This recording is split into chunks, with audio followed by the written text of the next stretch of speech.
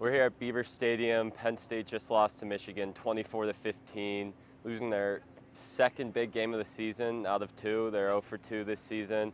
It was close at halftime, and then, Penn State just couldn't get anything going in the second half. Drew Aller finished 10 for 22 for 70 yards and a touchdown.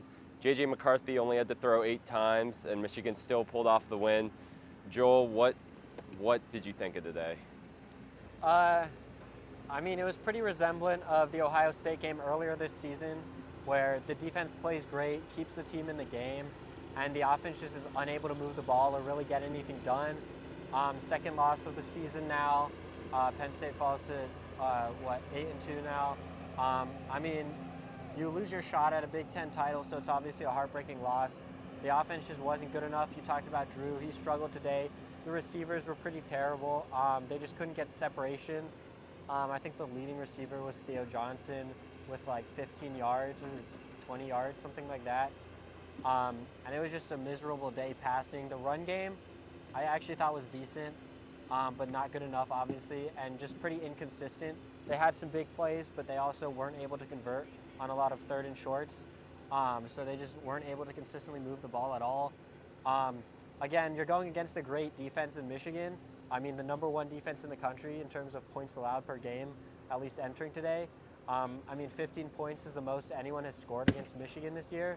But that being said, you expected a lot more from this Penn State offense, especially given what you saw last week against Maryland. Yeah, Penn State just looked really disconnected in the passing game. There was nothing doing, and I agree with you. I think the run game was pretty good. Katron Allen had his longest run of the season, but I think another thing was, again, Penn State's run defense. Last year, Michigan hung over 400 rushing yards on this Penn State defense.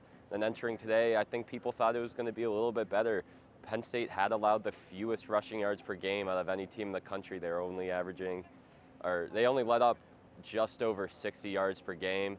And then Michigan, again, runs it all over them. I think they totaled 231 rushing yards.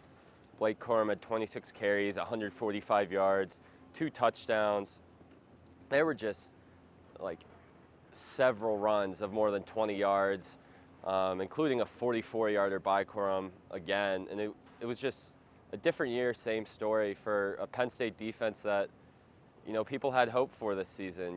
We've talked to James all year, even coming into this week, about physicality down low, because that was the talking point after last season. And it was the same thing again today, which, really kind of factored into the loss. That's the reason J.J. McCarthy only had to throw it 8 times, because why would they risk an interception when they can do it on the ground, waste some clock, and keep going? And then I think another thing to talk about was the 2-point conversions early on.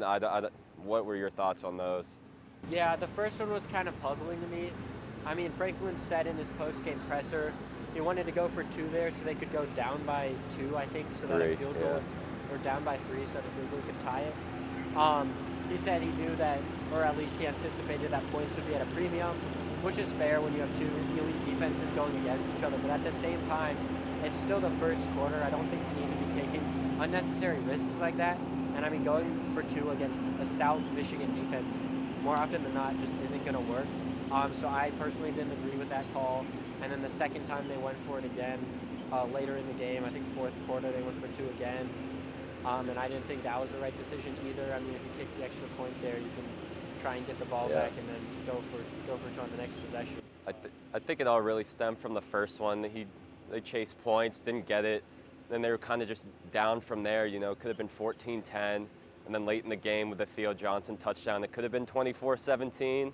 But instead, they went for it again. They elected to do it again, didn't get it. And that kind of just ended the game right there. They were down 2 possessions with under 2 minutes remaining. Didn't get the onside kick, and it was just downhill from there. But Penn State looking to move on to Rutgers next week at home. We'll see if they'll be able to move on mentally. But for now, follow us on psucollegian.com to read our stuff, and we'll see you next week.